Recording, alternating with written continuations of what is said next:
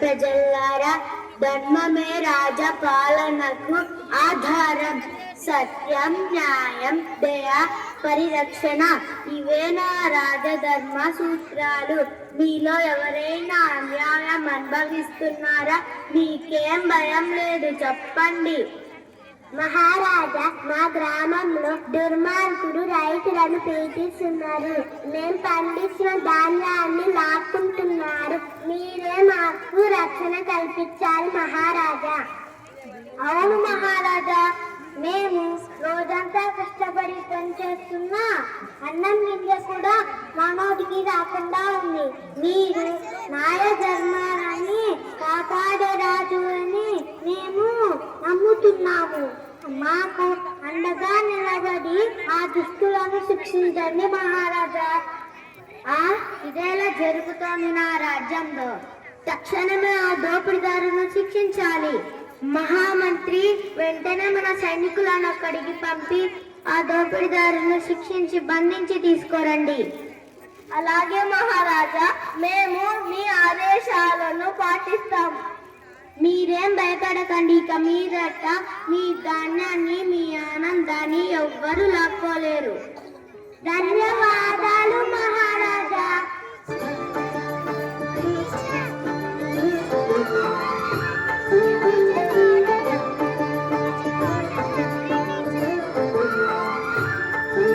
మహారాజా,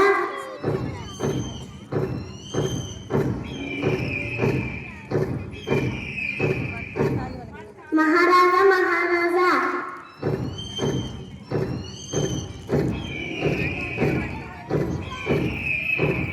మహారాజా, నన్ను కాపాడండి. ఒక డేగ నన్ను తగ్గుతూ వస్తుంది. నా ప్రాణాలు ప్రమాదంలో ఉన్నాయి. మీరే నా ప్రాణాలను కాపాడాలి మహారాజా. ఓ పౌరమా, నీకేం భయం లేదు, నేను నిన్ను రక్షిస్తాను.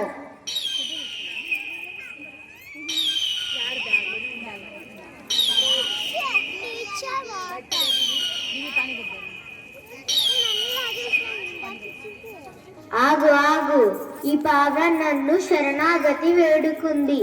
ఇది నా కాళ్ళ దగ్గరికి వచ్చింది కాబట్టి నువ్వు దీన్ని చంపి తినడానికి వీలు లేదు. మహారాజా, పావురం నా ఆహారం, నేను నన్ను ఆపకూడదు. మీకు ధర్మాత్ముడని పేరుంది లోకంలో. నన్ను తినద్దు అంటున్నారు. ఆ పరమేశ్వరుడే నిర్ణయించాడు ఏ ప్రాణులని చంపి తినాలని. కాబట్టి ఈ పావురం నా ఆహారం. ఈ పావురాన్ని నాకు వదిలేయండి. పక్షిరాజా, ఈ పిట్ట నన్ను ఆశ్రయించింది. నేను దీనికి రక్షణ కల్పించాలి. ఇప్పుడు ఇదే నా ధర్మం.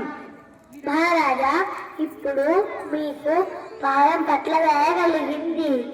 నన్ను తినద్దు అంటున్నారు. నేను పావురాన్ని తినకపోతే నా ప్రాణాలు పోతాయి. అప్పుడు నా పిల్లలు అనాథులవుతాయి. అప్పుడు ఆ పాపం నీది కాదా? ఇది అన్యాయం కాదా? కానీ నీ ఆకలి తీర్చడానికి ఈ పావురాన్ని నీకు అప్పగించలేను. నన్ను ఎవరైతే శరణాగతి వేడుకుంటారో వాళ్ళకి నేను రక్షణ కల్పిస్తాను. క్షత్రియుడుగా ఇప్పుడు ఇది నా ధర్మం, లేకపోతే నేను ధర్మం తప్పినట్టు. ఇప్పుడు ఈ పావురాన్ని నీకు వదిలిపెడితే అప్పుడు ఆ ధర్మం నన్ను చుట్టుకుంటుంది. అందుకే నేను ఇప్పుడు ఈ పావురాన్ని రక్షిస్తాను. మహారాజా, నేను పావురాన్ని చంపితే అది హింస. మరి నేను పావురాన్ని తినకపోతే, ఆకలితో చనిపోతే అది హింస కాదా? అప్పుడు నన్ను చంపిన పాపం నీకు రాదా?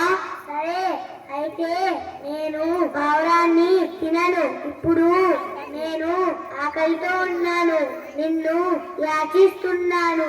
పావురంలో ఎంత మాంసం ఉంటుందో అంత మాంసం నీ ఒంట్లో నుంచి ఇవ్వు, నాకు దానం చేయి. నీ మాంసం తిని నేను వెళ్ళిపోతాను. అలా అడిగా, బాగుంది. తప్పకుండా నా శరీరంలోని మాంసం నీకు సమర్పిస్తాను. మహామంత్రి వెంటనే ట్రాస్ ఏర్పాటు చేయి. అలాగే మహారాజా.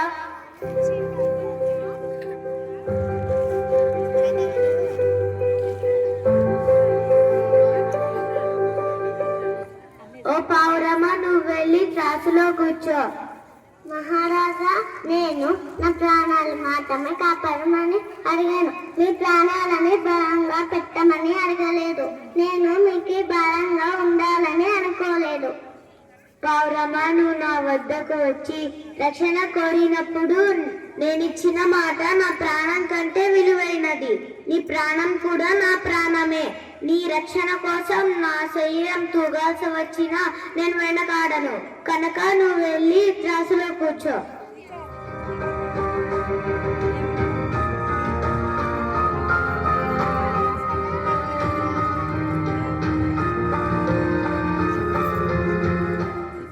ఇప్పుడు నీ బరువుకు సమానంగా నా శరీరంలోని మాంసాన్ని ఇందులో వేస్తాను.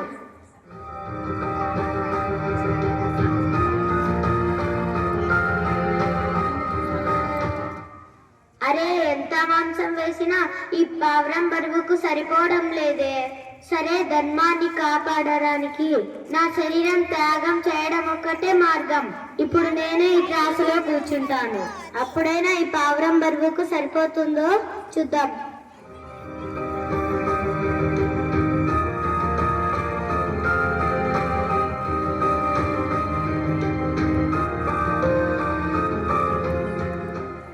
మహారాజా సిరి చక్రవర్తి,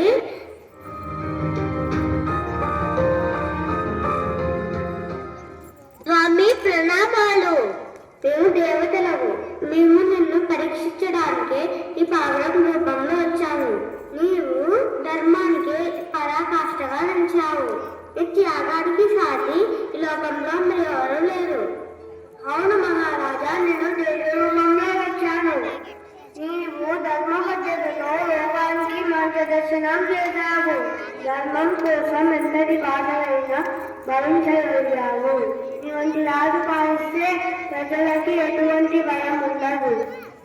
శివి, నీ త్యాగం యుగయుగాల పాటు చిరస్మరణీయం అవుతుంది. నీ వంశధర్మం, నీ రాజ్యం, సంపద, ఈ ప్రజలు సుభిక్షంగా ఉండాలి. నీ పాలన యుగయుగాల పాటు ఆదర్శంగా నిలవాలి.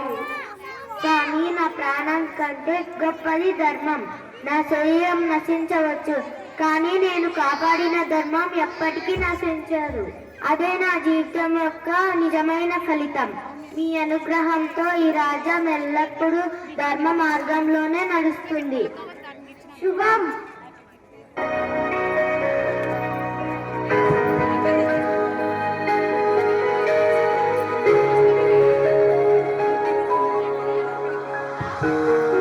ధర్మం కోసం ప్రాణాన్నే అర్పించడం అంటే ఏమిటో శివచక్రవర్తి జీవితం మనకు చూపించింది. ఇలాంటి మహానుభావుల కథలు మనలో సేవ, కరుణ, నిస్వార్థం వంటి విలువలు నాటుతాయి. మనము ఆయన వలె ధర్మాన్ని కాపాడే మంచి మనుషులుగా మారాలని ఈ కథలు మనకు సూచిస్తాయి. శివచక్రవర్తి త్యాగజ్యోతి మనసులో శాశ్వతంగా వెలుగుతూ ఉండాలి.